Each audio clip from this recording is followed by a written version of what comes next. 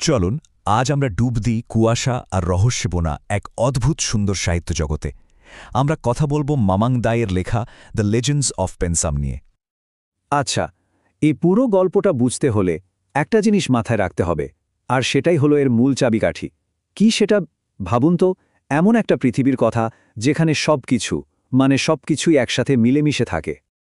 তো এই গল্পের পটভূমিটা কোথায়? এটা আমাদের নিয়ে যাবে একেবারে উত্তর পূর্ব ভারতে, অরুণাচল প্রদেশের এক প্রত্যন্ত পাহাড়ি এলাকায়, যেখানে বাস করে আদি উপজাতি। একবার কল্পনা করার চেষ্টা করুন তো, এমন একটা জায়গা যেখানে মনে হবে বাস্তব আর জাদুর দুনিয়ার মধ্যে কোনো দেয়ালই নেই, সবকিছু যেন মিলেমিশে একাকার, যেখানে গাছ, নদী, বাঁশ, এমনকি কুয়াশাও সব জীবন্ত, সবকিছুর মধ্যেই যেন জাদু লুকিয়ে আছে। আর সেখানকার জীবনযাত্রা ভীষণ শান্ত, ধীর গতির, আর প্রকৃতির সঙ্গে একেবারে একাত্ম হয়ে থাকা। বইটার নামটা কিন্তু খুব ইন্টারেস্টিং, দ্য লেজেন্ডস অফ পেনসাম। আর এই পেনসাম শব্দটার মধ্যেই লুকিয়ে আছে পুরো গল্পের আসল রহস্যটা। চলুন একটু তলিয়ে দেখা যাক এই পেনসাম আসলে কি। তো ব্যাপারটা হলো, পেনসাম কিন্তু শুধু একটা জায়গা নয়, মানে কোনো গ্রাম বা শহর নয়। এটা আসলে একটা মধ্যবর্তী জগৎ, একটা ইন বিটুইন স্পেস। ভাবা যায় এমন একটা দুনিয়া যেখানে কোনটা সত্যি আর কোনটা কল্পনা তার ভেদাভেদ করাটা প্রায় অসম্ভব। এই যে পেনসামের দুনিয়া, এটাকে একটা সেতুর মতো ভাবা যেতে পারে। একটা ব্রিজ, যার একপাশে জীবন তো অন্য পাশে মৃত্যু, একদিকে মানুষ তো অন্যদিকে আত্মা, একদিকে অতীত তো অন্যদিকে বর্তমান। মানে বাস্তব আর অবাস্তব সবকিছু এই সেতুতে এসে মিলেমিশে এক হয়ে যায়। আচ্ছা, এই যে ইন বিটুইন বা মধ্যবর্তী জগতের ধারণা, এটা তো শুধু একটা কনসেপ্ট নয়, সেখানকার মানুষদের প্রতিদিনের জীবন, তাদের বিশ্বাস, সবকিছুর ওপর এর একটা গভীর প্রভাব আছে। চলুন সেটাই এবার একটু দেখি। এখন প্রশ্ন আসতেই পারে, এগুলো কি নিছক গল্প নাকি সত্যি? মজার ব্যাপার হলো, আদি উপজাতির মানুষদের কাছে এই প্রশ্নের কোনো মানেই হয় না, কারণ তাদের জন্য গল্পটাই হলো আসল সত্যি।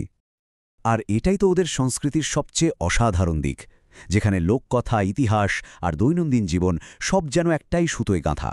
ওদের বিশ্বাসটা দেখুন, নদী বা পাহাড়ে আত্মারা ঘুরে দাঁড়ায়, মৃত্যু মানেই সব শেষ নয়, বরং আত্মার একটা নতুন যাত্রা শুরু। আর ওদের যে কিংবদন্তিগুলো, সেগুলো কিন্তু নিছক গল্প নয়, ওগুলো ওদের জীবন্ত ইতিহাস। এই যে অদৃশ্য জগতের সঙ্গে ওদের এত গভীর একটা কানেকশন, সেটার প্রভাব কিন্তু সরাসরি ওদের পরিবেশের উপরেও পড়ে। এখানে প্রকৃতি শুধু একটা ব্যাকগ্রাউন্ড নয়, একদম গল্পের প্রধান চরিত্র বলা যেতে পারে। ব্যাপারটা বেশ অদ্ভুত, তাই না?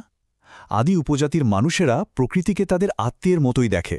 মানে নদীর যে কলকল শব্দ বা জঙ্গলের যে নিস্তব্ধতা, এগুলো ওদের কাছে শুধু শব্দ বা নীরবতা নয়, এগুলো এক একটা বার্তা, এক ধরনের কথোপকথা। এখানে সবকিছুই কিন্তু সাংকেতিক, মানে খুব সাধারণ জিনিসগুলোরও গভীর অর্থ আছে। যেমন ধরুন, পেনসাম হলো সেই রহস্যময় ইন বিটুইন দুনিয়াটা। নদীকে ওরা দেখে জীবন আর সময়ের প্রতীক হিসেবে। আর কিংবদন্তি, সেগুলো হলো মানুষের অমর হয়ে থাকা স্মৃতি। এই প্রতীকগুলো দিয়েই যেন পুরো জগৎটা নিজেদের মধ্যে কথা বলে, এটাই ওদের ভাষা। তো এতক্ষণ তো আমরা এই জগতের ভেতরে ঘুরলাম, কিন্তু প্রশ্ন হলো, এই বইটা এত বিখ্যাত কেন হলো? কি এমন আছে দ্য লেজেন্ডস অফ পেনসামে যা একে এতটা শক্তিশালী করে তুলেছে? এর কয়েকটা কারণ আছে।